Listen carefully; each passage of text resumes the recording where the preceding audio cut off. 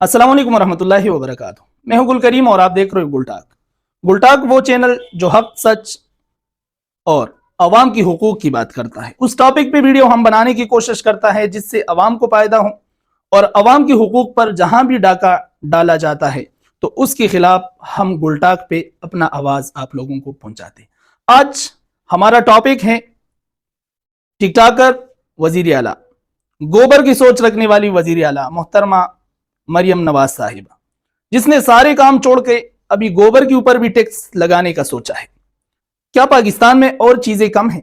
जिस पे टैक्स लगा जाए? लग्जरी लाइफ गुजारने वाले लोगों पे टैक्स लगा जाए, जो बहुत ज्यादा बैंक बैलेंस रखते हैं उनके ऊपर टैक्स लगा जाए, उन लोगों के ऊपर टैक्स लगा जाए जो नशावर चीजें बेचते हैं, उन चीजों पे टैक्स लगा जाए जिससे इंसान को भी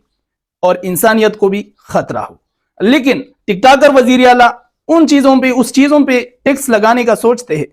जिससे अवाम को फायदा हो, जिससे अवाम की घर का रूटीन चल रहा हो, जिससे गरीब का घर का चोला चल रहा हो। पहले बिजली महंगी, गैस महंगी, पेट्रोल महंगी,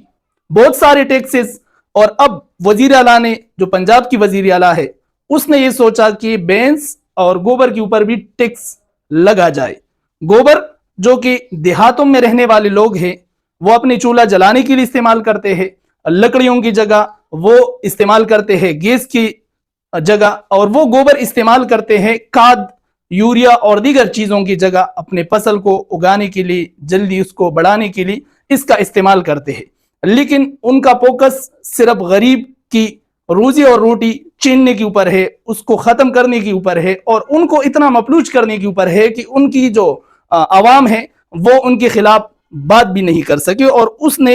अभी और उसकी पूरी टीम ने ये सोचा कि क्यों ना हम